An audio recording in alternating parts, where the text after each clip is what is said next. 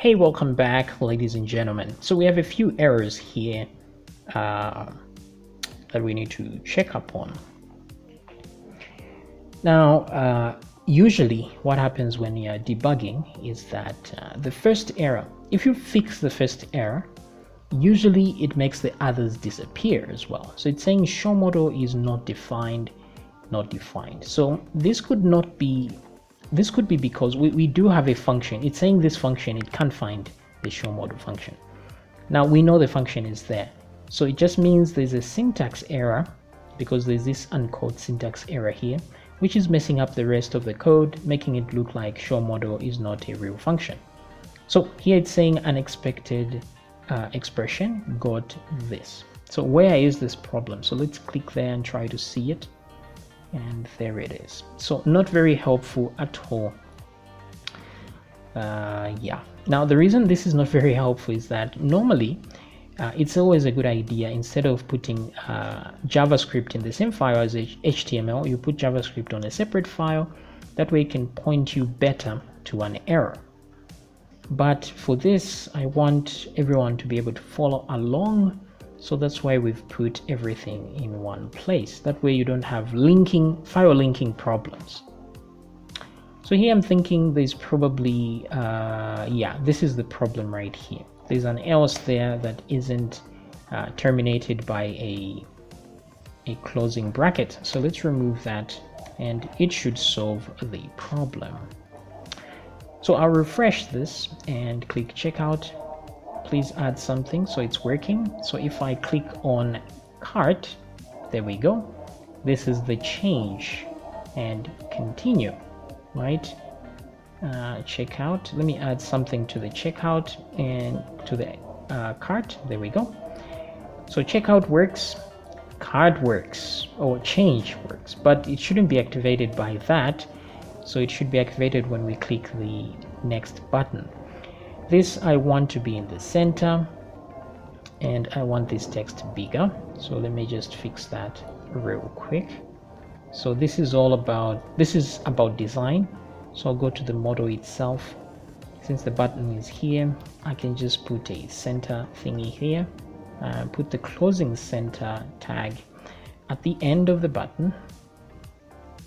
I would have made the button bigger, so I can do this and say btn-lg large. I don't know if that's a thing, but let's try it and see. Yep, it looks like it's a thing. So text as well is not big enough. Let's add 60 pixels instead. Let's see how that works. Click and there we go. So that's the change, and continue. There we go. All right, so let's put these in proper order. So at least you can see that now it's easier to add a model. So if you want to add another model, all you need to do is copy one of these, duplicate it, and just change what name you give there. Okay, so this one is change. This one is amount paid. There we go. And of course you have to change the class name as well of that model. This one is the change model.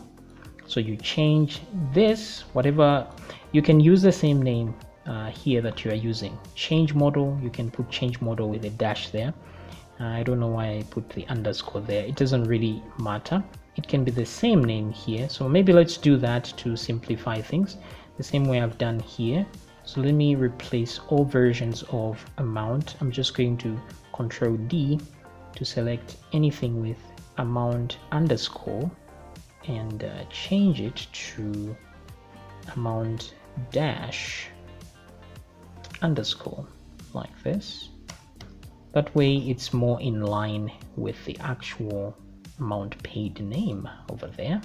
So let's see if things still work. Make sure we haven't broken anything.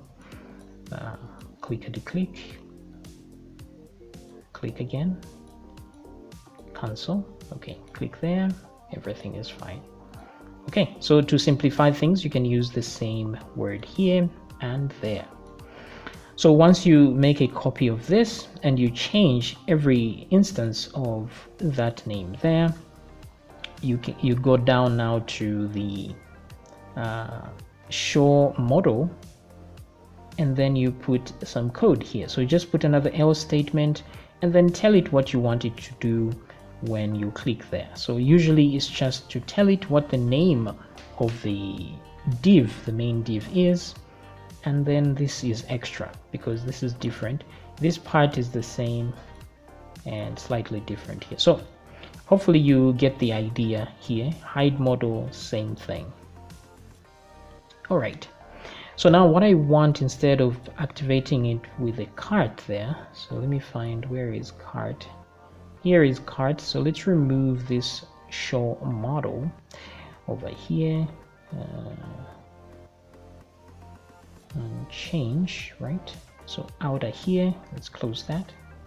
So I want this model, this other change model, to show once the other one is closed.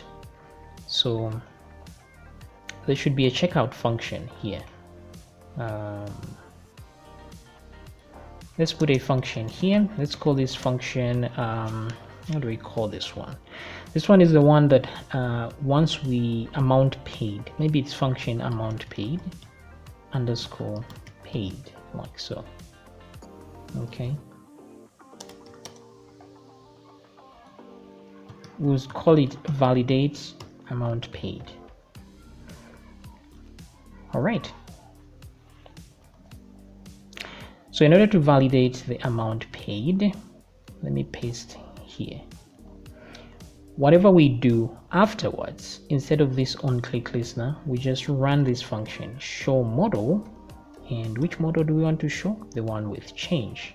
Okay, but then we want to close this model if everything went well.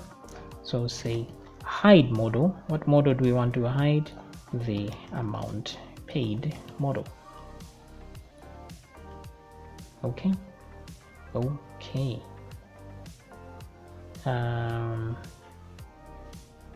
something missing with the model, right? The hide part. The hide part requires an event so that we know what was clicked. Okay. So I'll put an E here, which will receive from the other side, and I will put that E over there because it's required by the hide model. So let's go ahead and look at this validate paid amount. And this one goes to the next button. So which button is that? It's on this one, this next button. So let's put an onClick listener here and put that function. And E isn't a valid thing, so we have to write event there. So validate amount paid, and then we have an event. Now, in order for this to qualify as a close button as well, we have to put row is equal to close button, even though it doesn't directly close the button, but because the event has to have that. Okay, so yeah, because it will check if this doesn't exist, then it won't allow us to close the other one thing there. So next, validate amount. So in order to validate the amount, we have to be able to grab the amount from here, and this is the input. This is the amount paid input. So we have to check what the value is, and then do stuff with it, and then discard it eventually. So let's go back to this. But for now, let's see if this works very well. So if I refresh now, cart no longer brings back that thing. So if I add an item, checkout, and then I press next, this is what happens. And then close. Okay, so we are onto something here. Checkout, next, and the change. So the only thing I want here is for it to evaluate the amount that it's been given before it goes to show you the change. Okay, so it has to compare this with the total that is here. Now I want the total to be readily available so that I don't have to do some processing every time I want to check the total. So here what I'll do is create a variable called var grand G total. Let's just call it that. Okay.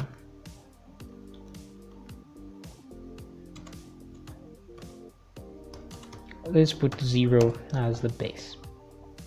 So G total is right there, but I've seen some grand total somewhere.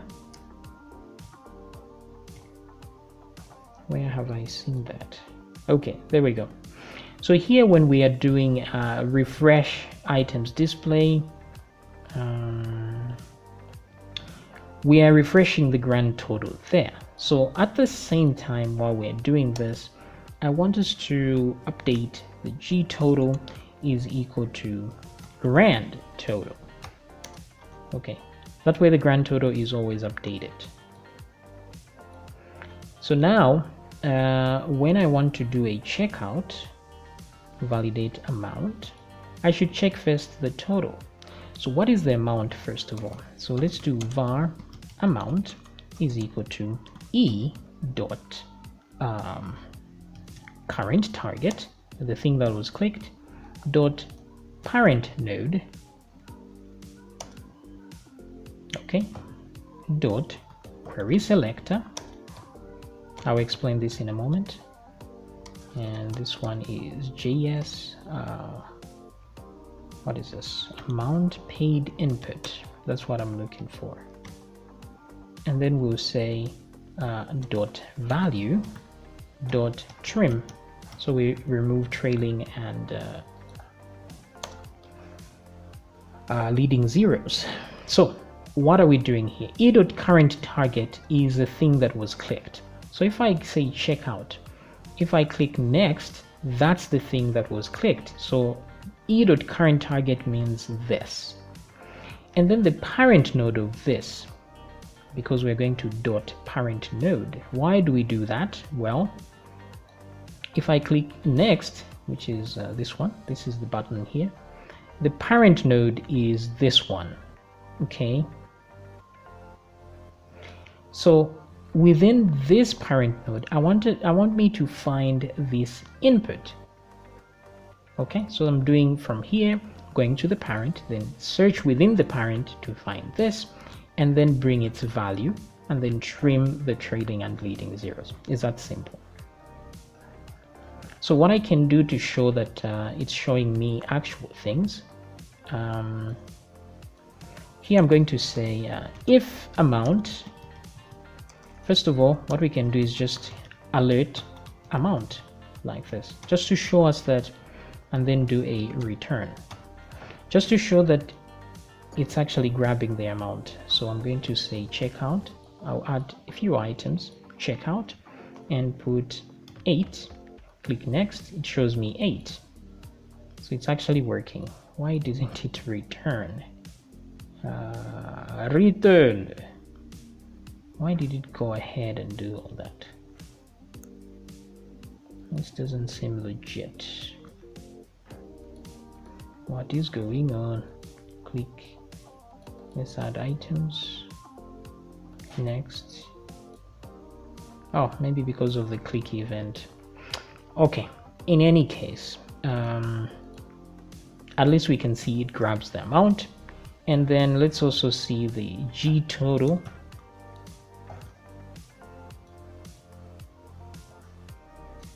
So let me add items. So that's the grand total, 24.9. Okay, so it knows. So let me see here. If I remove these guys, let me see if it's still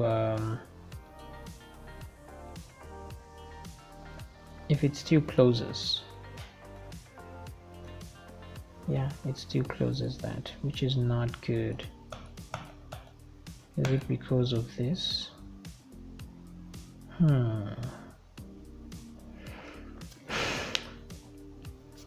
Wait a minute. If I do escape,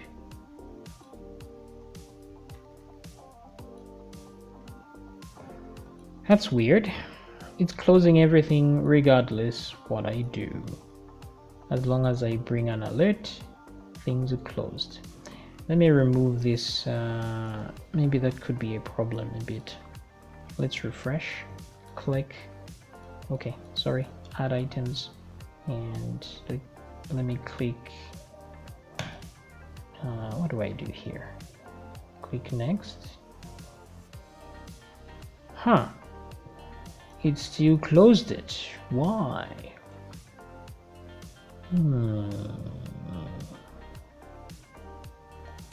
I don't get it. Let me remove all this.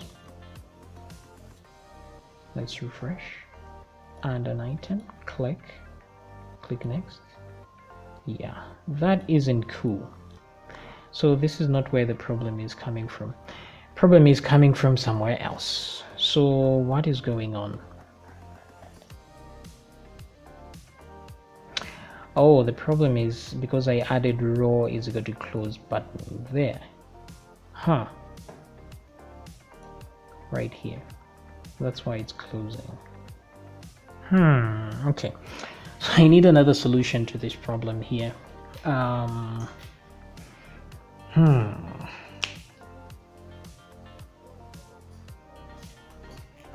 Okay, so maybe I should remove this.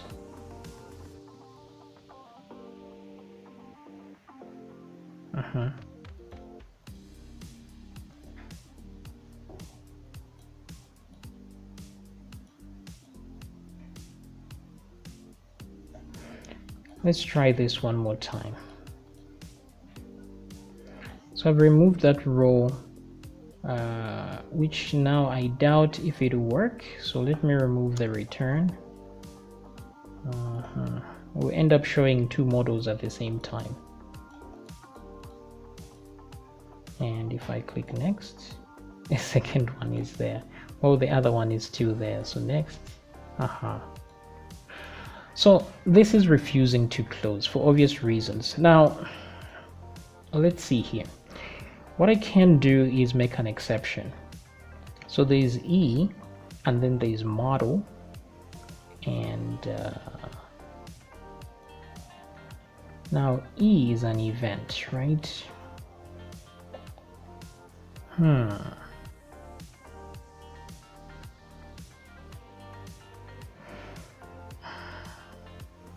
Okay.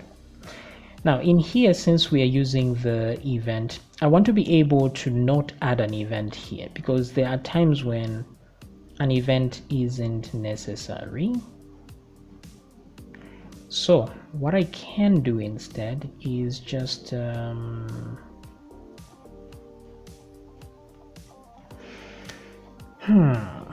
let's see here, what can I do?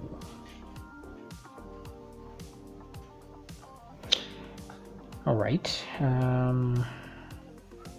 let's see, if e.target is equal to row, let's put an or here instead. Let's say if e is equal to, okay, if e is equal to, let's see what word I can put here.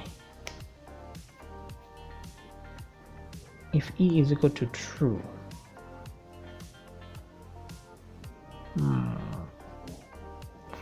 let's see if this works, because true is a tricky value. Let's put the or like that, because anything can be true. So I want to see here what's happening. Let me click on checkout. Okay, let's add an item, checkout. Let me see. Okay, so maybe it's working after all. Console. Okay, so it seems to have worked.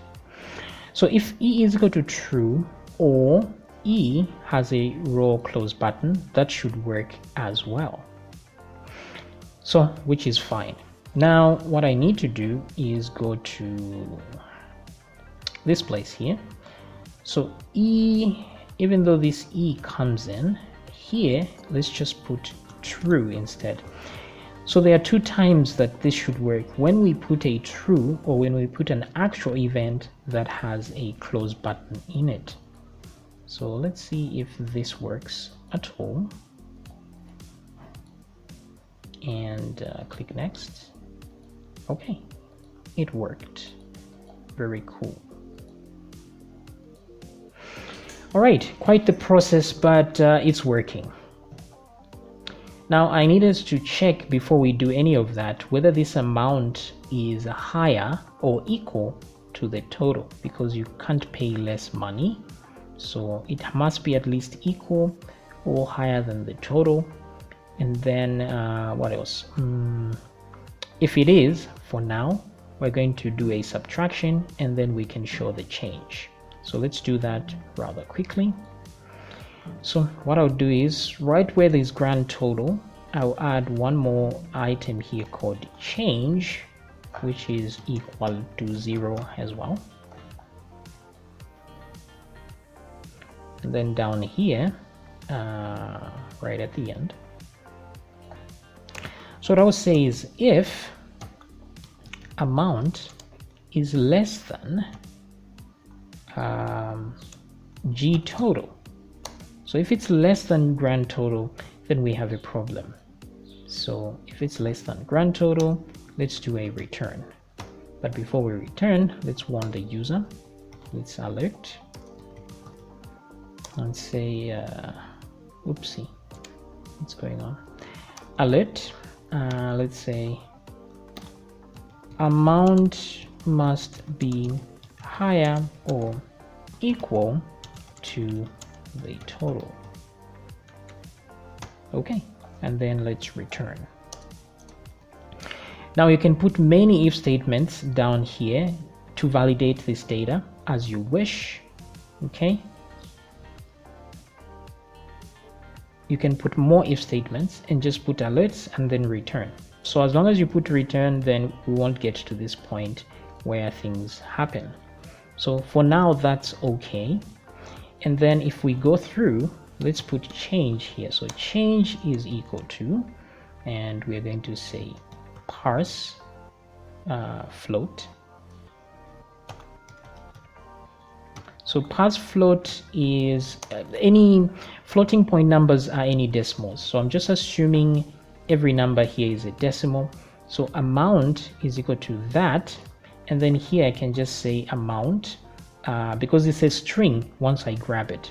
So then I can change it to parse float like so, and amount. That way I change the amount from a string to an actual number.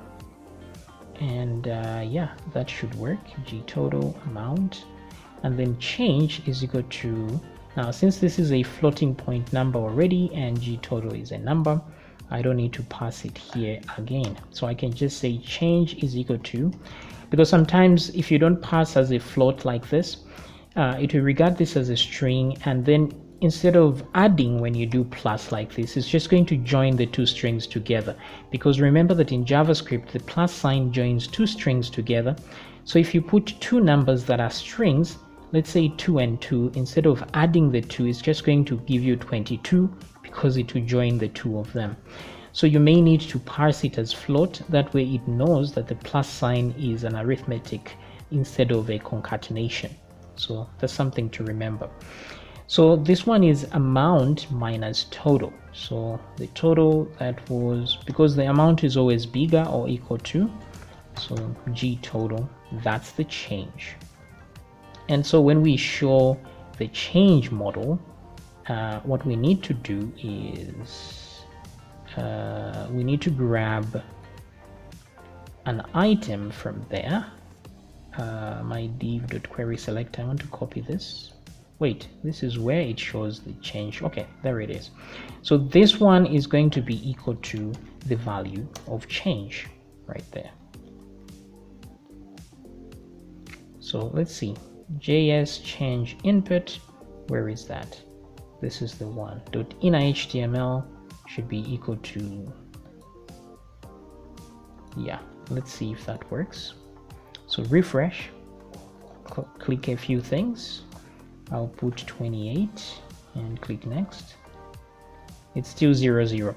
So still having a few problems here, but since time is not with us, let's fix those problems in the next video.